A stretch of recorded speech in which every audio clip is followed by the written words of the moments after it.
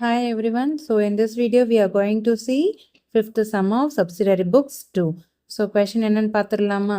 இந்த fifth sum வந்து 3 column cash book base பண்ண மாதிரி நம்ம போட போகிறோம். So 3 column cash bookனா I have already told you என்னென்ன வரும் cash, discount plus bank account. So இப்போ நம்ம என்ன பண்ணலாம்னா பேங்க் அக்கௌண்ட்டும் கேஷ் அக்கௌண்ட்டும் ஒரே சமயத்தில் டிரான்சாக்ஷன் வரும்போது நம்ம அதில் வந்து அடிஷ்னலாக என்னென்ன எழுதுவோம் கான்ட்ரா என்ட்ரி அப்படின்னு சொல்லிட்டு லெட்ஜர் ஃபோலியோ அந்த காலமில் எழுதுவோம். ஸோ இப்போ அதை ஒன்று ஒன்றா பார்த்துடலாம் எப்படி பண்ணலான்ட்டு. 2017 January 1 balance in hand. So balance in hand amount எவ்வளவு 42,500. பேலன்ஸ் இன் ஹேண்டுன்னா என்னதுமா முதல்ல ஆல்ரெடி லாஸ்ட் மந்தில் வந்து ஆல்ரெடி நம்மக்கிட்ட இருக்கிற கேஷ். ஸோ அதை வந்து நம்ம இந்த மந்த்துக்கு வந்து ப்ராட் டவுன் பண்ணணும் கரெக்டாக. So to balance brought down amount எவ்வளவு 42,500. அதே மாதிரி கீழே பாருங்கள் பேலன்ஸ் அட் பேங்க் 35,000. அதாவது ஆல்ரெடி லாஸ்ட் மந்த்தே வந்து நம்மக்கிட்ட பேங்க்கில் இவ்வளோ அமௌண்ட் இருக்குது 35,000. ஸோ அதை நம்ம என்ன பண்ணலாம் அதுவும் பேலன்ஸ் ப்ராட் டவுன் போட்டு கொண்டு வரணும் இல்லையா. ஸோ கேஷில் 42,500 பேங்க்கில் 35,000 எழுதியிருக்கேன் ஓகேவா. அடுத்தது on Jan 3rd received for cash sales. So இப்போ என்ன பண்ணியிருக்கோம் சேல்ஸ் பண்ணியிருக்கோம் அதுக்கு நம்ம கேஷ் வந்து வாங்கியிருக்கோம். ஸோ இதுக்கு என்ன என்ட்ரி வரும் cash account debtor to sales account. So cash account debtor to sales account எவ்வளவு 15,700. ஸோ அந்த அமௌண்ட்டை நம்ம கேஷில் போட்டுடலாமா. அடுத்தது அது on Jan 4 cash paid into bank எவ்வளவு 11,500. ஸோ இப்போ இதுக்கு என்ன என்ட்ரி எழுதணும் முதல்ல என்ட்ரியை பார்த்துடலாமா. இது வந்து கான்ட்ரா என்ட்ரின்னு தெரிஞ்சிருச்சு கேஷும் பேங்க்கும் ஒன்றா வந்துருச்சு. அப்போ இது கான்ட்ரா என்ட்ரின்னு தெரிஞ்சிருச்சு. இப்போ அடுத்து என்ன பார்க்கணும் நம்ம வந்து என்ன ஜேர்னல் என்ட்ரி எழுதுவோம்னு பார்க்கணும். என்ன journal entry bank account debtor to cash account எழுதுவோம் இல்லையா. ஸோ ஃபஸ்ட்டு அந்த ஜேர்னல் என்ட்ரி பேஸ் பண்ணி எழுதிடலாமா. Bank account debtor to cash account கரெக்டாக. So by bank to cash bank account debtor to cash account same டேட்டில் எழுதியாச்சா. எழுதிட்டு இப்போ இது கான்ட்ரா என்ட்ரின்னு தெரிஞ்சிச்சு. அதனால் நம்ம என்ன பண்ணணும் லெட்ஜர் ஃபோலியோ காலமில் கான்ட்ரான்னு சி அப்படின்னு ஷார்ட் ஃபார்மாக எழுதிடலாம். எழுதியாச்சா.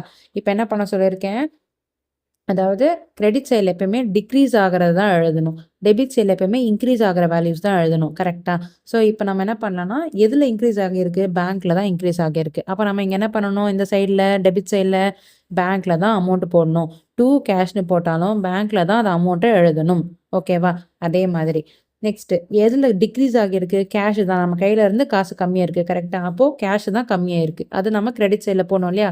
ஸோ பை பேங்க்கில் நம்ம என்ன பண்ணலாம் கேஷில் தான் என்ட்ரி போடணும் ஓகேவா. ஸோ 11,500 இங்கே போட்டிருக்கேன் ஓகேவாம்மா. ரொம்ப சிம்பிள். ஃபஸ்ட்டு நம்ம இந்த மாதிரி வந்து கான்ட்ரா என்ட்ரி வருது அப்படின்னா கேஷ் பெய்ட் இன்ட்டு பேங்க் அதாவது கான்ட்ரா என்ட்ரின்னு தெரிஞ்சிடுச்சு. இப்போ இதுக்கான ஜேர்னல் என்ட்ரியை முதல்ல எழுதிக்கணும். Bank account debtor to cash account எழுதிட்டேன்னா அதே டேட்டு போட்டு எழுதிட்டேன். அப்புறம் இது கான்ட்ரா என்ட்ரின்னு தெரிஞ்சதுனால நான் வந்து எல்எஃப்ல சிசின்னு எழுதியாச்சு ஓகேவா. அடுத்தது கிரெடிட் சைடில் எப்பயுமே வந்து டிக்ரீஸ் ஆகிற வேல்யூ தான் எழுதணும் கரெக்டாக. ஸோ எதில் டிக்ரீஸ் ஆகுது கேஷ் தான் டிக்ரீஸ் ஆகுது கரெக்டாக. அப்போது கேஷ் காலமில் போட்டால் போதும்.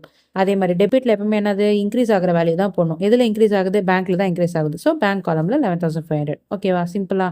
அடுத்தது on 6th Jan cash purchase. So இதுக்கு என்ன டிரான்சாக்ஷன் எழுதுவோம் purchase account debtor to cash account எழுதுவோம் இல்லையா. So by purchase account debtor to cash account எவ்வளவு 14,300 கேஷ் எழுதியாச்சா. அடுத்தது ஸோ இந்த 9th டிரான்சாக்ஷனுக்கு என்ன என்ட்ரி வரணும் டூ டிவிடெண்ட் ரிசீவ்ட் அக்கௌண்ட் தான் வரணும் கரெக்டாக. ஸோ நம்ம இப்போ என்ன பண்ணலாம் டூ டிவிடெண்ட் ரிசீவ்ட் அக்கௌண்ட்டு எங்கே வந்துச்சு பேங்க்கில் தான் வந்துச்சு. அதனால் நான் பேங்க் காலமில் 2,000 போட்டிருக்கேன் ஓகேவா. அடுத்தது அது on 10th Jan Pongal advance to staff paid through bank 17,000. So இது என்னது சேலரி பேமெண்ட் தான் இன் அட்வான்ஸாக பே பண்ணுறது. அப்போ இது என்னது ஒன் ஆஃப் தி எக்ஸ்பென்சஸ் தான். ஸோ நம்ம என்ன பண்ணுவோம் அதை பை பொங்கல் அட்வான்ஸ்னு எழுதிட்டு அதோட அமௌண்ட் எவ்வளவு த்ரூ பேங்க் தானே அதனால் பேங்க்கில் வந்து 17,000 போட்டிருக்கேன் ஓகேவா. அடுத்தது என்னது on 12th received cash from Nagarajan 11,850 and allowed him discount 150. So received cash from நாகராஜனுக்கு என்ன entry cash account debtor to Nagarajan to discount received account கரெக்டாக. ஸோ நம்ம என்ன பண்ணலாம் டூ நாகராஜனுக்கு அந்த அமௌண்ட் வந்து எழுதலாம் 11,850. அதே மாதிரி டிஸ்கவுண்ட் வேல்யூவை வந்து நம்ம டிஸ்கவுண்ட் காலமில் போட்டுடலாம். அடுத்தது on 17th paid Mahesh in full settlement of his account 20,000. So full settlement 20,000 நம்ம பே பண்ணியிருக்கோம். பட் ஆனால் அமௌண்ட்டே 19,700 கொடுத்துருக்கு கரெக்டாக. ஸோ ஃபஸ்ட் இதோட என்ட்ரி எழுதலாமா. என்ட்ரி என்னவா இருக்கும் பெய்டு மகேஷ்க்கு மகேஷ் அக்கௌண்ட் டெட்டார் அதே மாதிரி டிஸ்கவுண்ட் அவரோட account debtor to cash account கரெக்டாக. ஸோ இப்போ நம்ம என்ன பண்ணலாம் பை மகேஷ்னு எழுதலாமா. பை மகேஷ் அக்கௌண்ட் எழுதியாச்சு. கேஷில் வந்து 19,700 எழுதியாச்சு. டிஸ்கவுண்ட் ரிசீவ்ட் வேல்யூவை வந்து நம்ம என்ன பண்ணலாம் டிஸ்கவுண்ட் அந்த பேலன்ஸ் 300 இருக்குல்ல அந்த 300 டிஸ்கவுண்ட் காலமில் போட்டுடலாம் ஓகேவா. அடுத்தது on 20th cash withdrawn for personal expenses.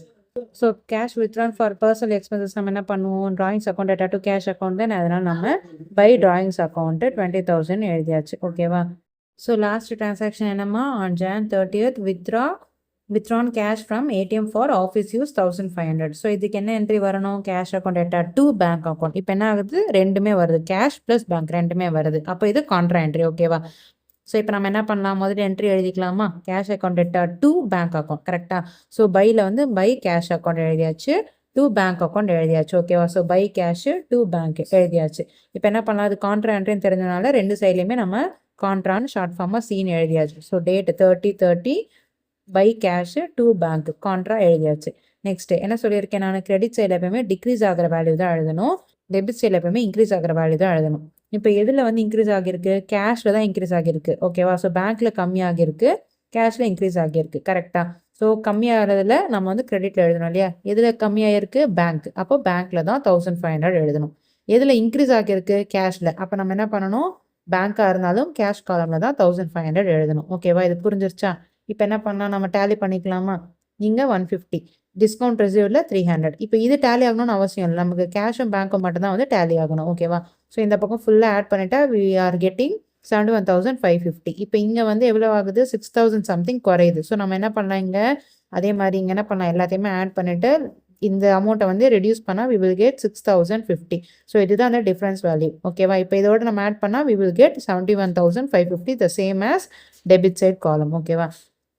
Next பேங்க்குமே அதே மாதிரி டேலி பண்ணிக்கலாமா, இந்த சைடில் we are getting 48,500, பட் ஆனால் இங்கே வந்து we are getting only 18,500. So the difference amount is 30,000. So அந்த டிஃப்ரென்ஸ் வேல்யூ என்ன பண்ணலாம், பை பேலன்ஸ் கேரிட் அவுண்ட்டு அமௌண்ட்டு, அதாவது கேஷுக்கும் பேங்க்குக்கும் எழுதிக்கலாமா, எந்த டேட் போடணும், அந்த மந்தோட லாஸ்ட் டேட் எழுதணும். நெக்ஸ்ட்டு இப்போ அதே அப்படியே வந்து ப்ராட் டவுன் பண்ணலாமா, டேலி பண்ணதுக்கப்புறமா. இப்போ டேலி பண்ணியாச்சு. நெக்ஸ்ட்டு ப்ராட் டவுன் பண்ணுறோம். ப்ராட் டவுனுக்கு எப்பவுமே என்ன பண்ண சொல்லியிருக்கேன், நெக்ஸ்ட் மந்தோட first date. So February 1 to balance brought down 6,050 in cash column, அதே மாதிரி 30,000 இன் பேங்க் காலம். ஓகேவா. ஏதாவது கன்ஃபியூஷன்ஸ் இருக்கா உங்களுக்கு, நான் மறுபடியும் சொல்கிறேன். முதல்ல கான்ட்ரா என்ட்ரி அப்படின்னு தெரிஞ்சிருச்சுனாலே என்ன ஜேர்னல் என்ட்ரி எழுதுவோம் அப்படின்றத நீங்கள் எழுதிருங்க. எழுதினதுக்கப்புறமா லெட்ஜர் ஃபோலியோ காலமில் அது கான்ட்ரான்னு மென்ஷன் பண்ணிடுங்க. அதுக்கப்புறமா எந்த சைடு, அதாவது எதில் கம்மியாகுது எதில் அதிகமாகுது, கம்மியாகிறது வந்து கிரெடிட் சைடில் போடணும், அதிகமாகிறது டெபிட் சைடில் போடணும். ஓகேவா. அவ்வளோதான், வேறு எதுவுமே இல்லை. ஓவராக கன்ஃபியூஸ் ஆயிடாதீங்க. So in next video we will see fourth sum of subsidiary books too. Thanks for watching.